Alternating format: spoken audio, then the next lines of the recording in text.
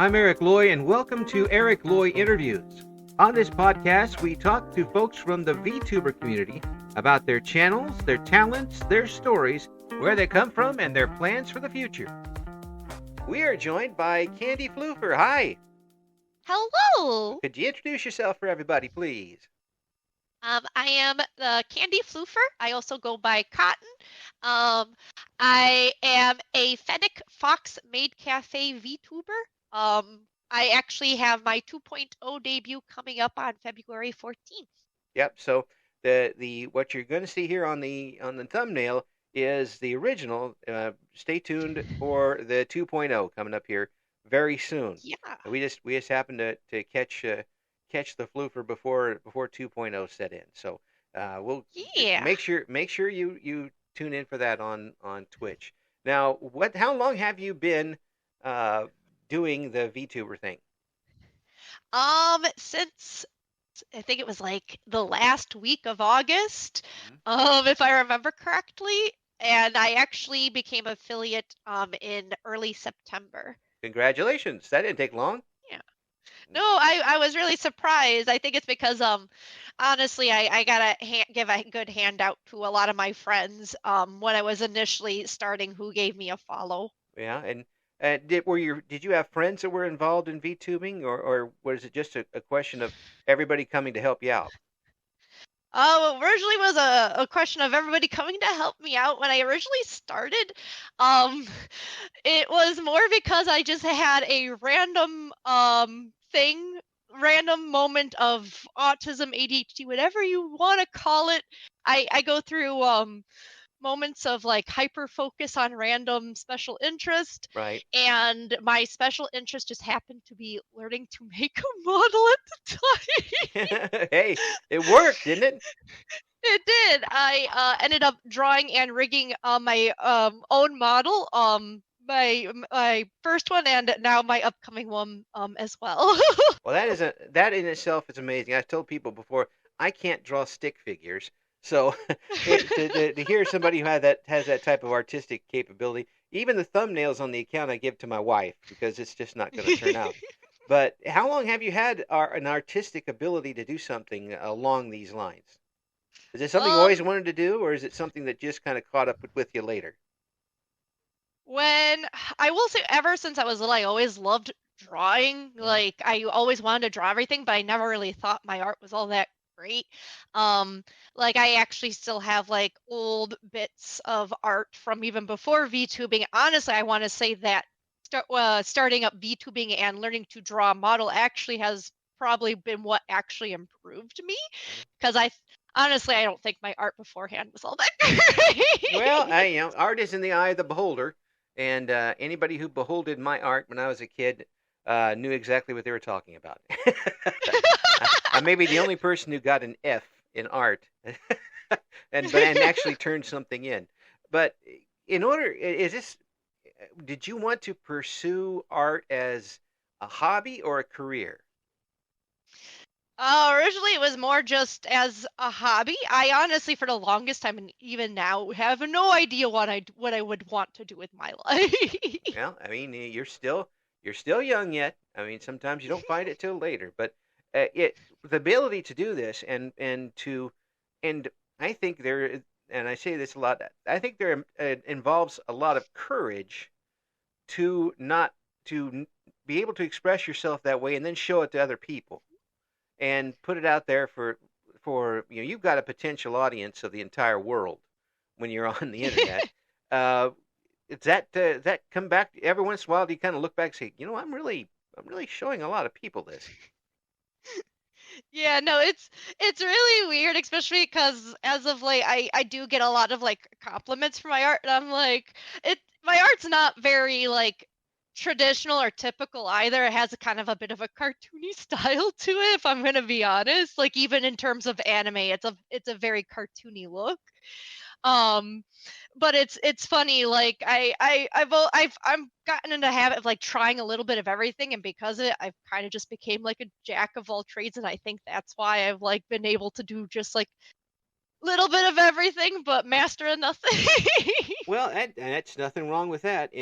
And what it sounds to me is that you've got your own particular style and an individual style, and that's a lot of what I've always perceived art to be about, is to be able Mhm. to express yourself in an individual way. Yeah. So you've been able to, that's something you've been able to do very quickly. Yeah. I mean, if I had to give any pointers about that, it's definitely like figure out your strengths and then figure out what kind of art style you like and see about going about it with in the way you know you're good with your own art. Like what I was always good with is I was always a very meticulous shader, so I mean, even though my style is very cartoony looking and punky looking, I don't shade in the same way. I do a more traditional shading effect. Well, again, that's something that would escape a completely useless at art person like myself. I learned very on my best thing I could do at art is give it to somebody else to do, and Oh. let them do it. But this type of art, I would think, works pretty well for the internet. Have you are you been able to take that early art and transform it into what you can do with a computer? Yeah, no, that's true. Yeah, I think it really does work well with that. The As far as streaming goes, do you stream doing your art as well as games? Sometimes it is a little nerve-wracking, especially because as I said, I've only recently have felt kind of comfortable with my art. I do want to incorporate my art into my streams a little bit more. But the first couple times I had tried, it was like, oh, it was Mm. really nerve-wracking. Yeah, have you gotten some backseating as far as the art's concerned? So far, thinking about, I don't believe I actually have. Luckily, um, I've had some people like give me like pointers, but I wouldn't really consider that like I guess it's because I view backseating as like in the more the negative Yeah. light, where I view it more as like constructive criticism with the information I have been That's a good way to look at it. But given. it soon. I hope that it doesn't happen to you very soon. But if you do get somebody who kind of tries to take over your art from the peanut gallery, um, are you ready to kind of snuff that off before it starts? Yeah, no, that is something that is part of the reason why I'm like, I don't know if I'm ready to put my art up there or not, but when I do, that is something I definitely know I have to keep in mind to make sure, like, I gotta be ready to be like, hey, this is mine. This is my style. This is how I do things. Everyone does art differently. And there's no really true right way to do art. It's part of the reason why I always feel like it feels kind of weird when people ask for tips. I'm like, how do you go about giving tips for something that's based on someone's own ability to do it? Yeah, yeah, and it doesn't sound like to me, in just the little time I've talked to you, that you're mean enough to get mad at mad at them too much. But I'm sure that you'll find a tactful and dignified way to express yourself when it does come around. Aw, thank ya. Yeah. Now, as far as games go, what are you currently working on your streams? I still have to finish Ender Lilies. I really enjoy RPGs, Hmm. things that have a really good story. Um, if and when I do collab with people, I do enjoy party games, Hmm. but I do mostly like puzzles and RPG games because I it's just where I kind of grew up on. Um, I'm also like very socially awkward, so I've always been like very slow to like integrate myself into other people. Well, yeah, mix up and engage yourself, and Mhm. again, that's another different way you have to kind of open yourself up a bit. And I talk to folks now, and I've seen people just have a reluctance to do that because they kind of, when you're collaborating with someone, you kind of lose control a little bit, Yeah. and and that doesn't. Some people, that's just not an option, and No, no. yeah, and I said what I'm doing here with the interviews is something completely different. I mean, if I get somebody on who just goes off the deep end, I could Mhm. just erase it because we're not on Yeah. live. Yeah, but you're on live, and you are. not only exposing yourself to this, but you're exposing your community to it. So it takes a little bit more trust. Right? Oh So yeah, and yeah, I know I can be. I can. I have as I have ADHD, so sometimes I know I can be like a tad overbearing. I have a lot of energy, especially considering like how how old I am. A lot of people are like you're very easily excitable, and I'm like I know. It's funny because outside of VTubing I work with kids, so I ah, guess I kind of need that energy. yeah, you do, you do. I've got a 7-year-old grandson, and when we go over there, I need every bit of energy I have left to chase him around as much as I can. But I so not only are you dealing with kids outside the VTuber community, but you're dealing with adult kids inside the VTuber community. That takes, Pretty much. and for a person who has ADHD, that takes a lot of patience. And has it tested you hmm yet? Have I been tested yet? I was diagnosed with ADHD when I was, oh gosh, when I was in, I want to say kindergarten, Yeah, and autism when I was, I believe my dad said 8 years old. I know I was around 7 or 8. yeah. I That was weird. It was like being in the middle of a council and they were all asking me questions. I just remember like, yeah, all I remember is the being there in the moment. I don't remember what they even asked me. yeah. Yeah. Now with that, have you been kind of tested as far as your limits as so Mhm. far while you've been streaming? Has the ADHD and autism kind of been triggered and made it tough for you to go on? There have been yes, some moments. I know, as I said, I know there are people who might struggle with the higher energy. And there may be days where people may not want to watch me because of the higher energy. They might be looking for something more lower down. And I do have like I do struggle a bit with social anxiety, which is very common Mhm. with people who have autism and ADHD. So obviously I have moments where I'm like, I might have to be like, hey, I gotta cancel today's stream and just kind of turn myself off and go to bed or something Yeah. because maybe I had a day where a lot was happening and I just felt very overwhelmed. Well, yeah. If your pay job is dealing with kids, it's going to happen, no matter hmm what. But the fact that you're able to come on with that type of energy, that as an old man, I'm like, where does she get this energy from? But I was like, No, for sure. what?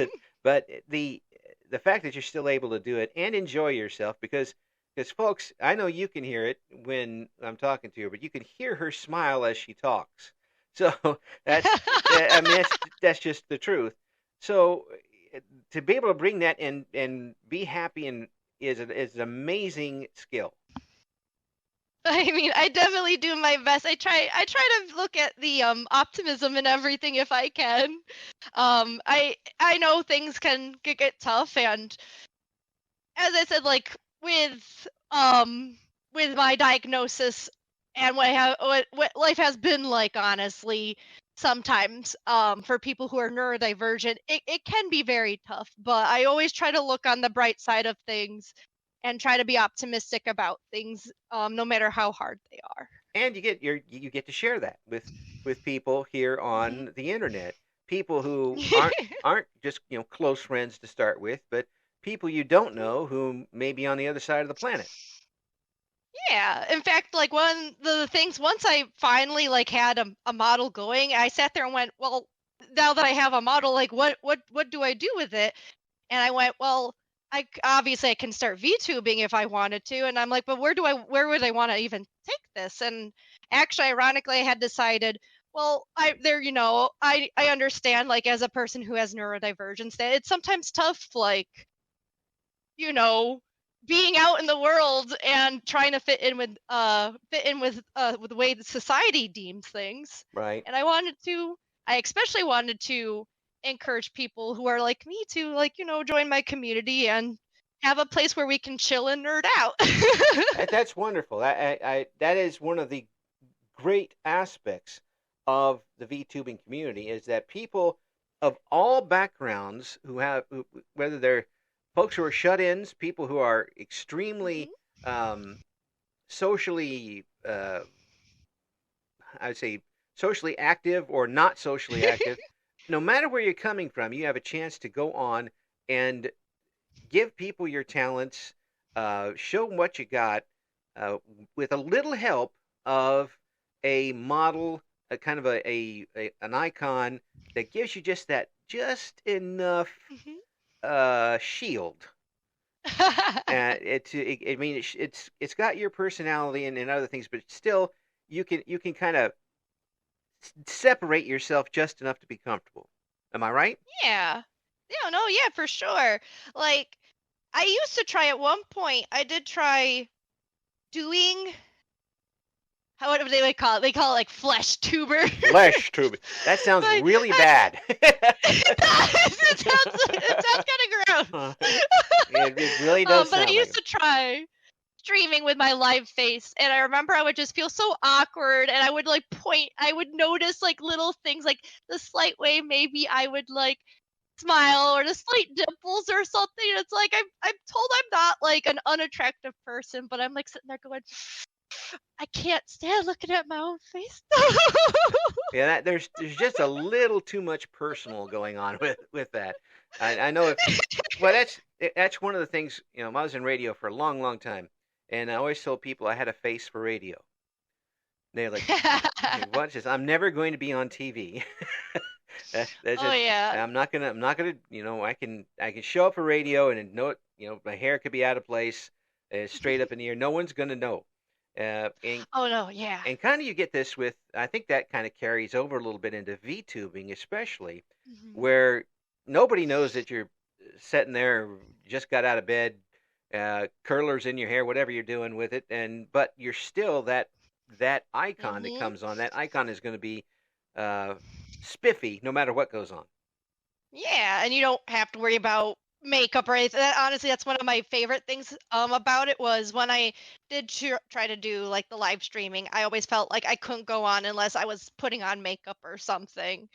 Yeah. And they also do say like people who go on TV, they usually do put on makeup, Oh yeah. regardless of like who or what they are, what they look like, because it helps the lights and everything when it goes on their faces.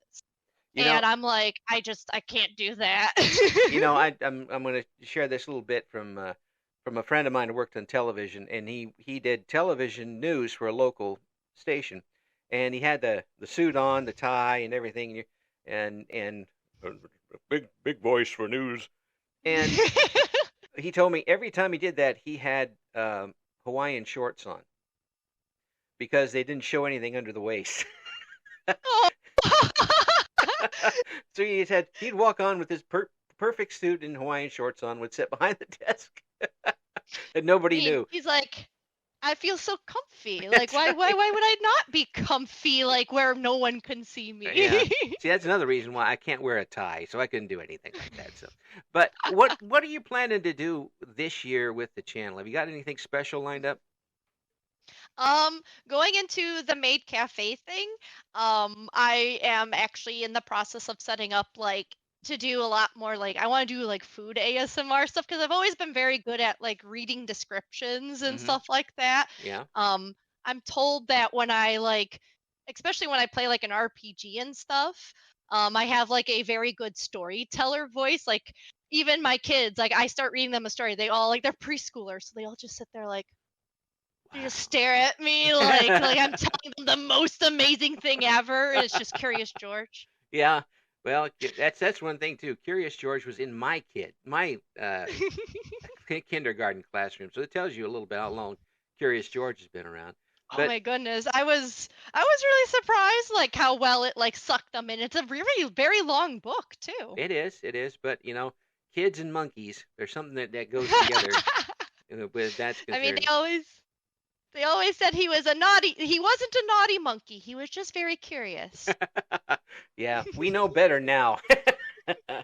That monkey needed a cage, a good one. Yeah. the With that, what types of games are you looking forward to play? um, Definitely. I actually, Ender Lilies, the one I was talking about that I've been playing recently, is a Metroidvania. So I probably will be incorporating a lot more of those in. Honestly, a lot of the 2.0 is more so me just trying to figure out my place. Because originally, when I made the model, I didn't really have anywhere I was going with it. I Right. was just like, I'm gonna just make a model. Yeah. So I'm more or less just incorporating something I feel fits more what I am and who I am Hmm. into all this. Yeah. Because like as I said, like it's just more or less just finding my niche and finding where things work for me and everything. So she's going to be out there looking for her path in this as far as this goes. Now, I really appreciate you coming on. I hope we can get you on again and talk here in a little bit. Once you've got 2.0 going and you've got some ideas more, maybe we'll catch up with you midway through the year as to what you've got planned and what you have set up. It's a delight to talk with you. Uh, Oh. for folks who want to see what Candy Floofer has to offer, how can they do that? They can either visit me on my Twitch channel. At the moment, I kind of scuffed the name change. Luckily, I got a couple more weeks before I could change it, which will happen probably right around when 2.0 comes out. But my Twitch is candyfloofer dot twitch t or yeah dot Yeah. dot twitch TV. um but it's at the moment it's been misspelled, so the N and A are kind of swapped. So It's a it's Canadian DNA. floofer.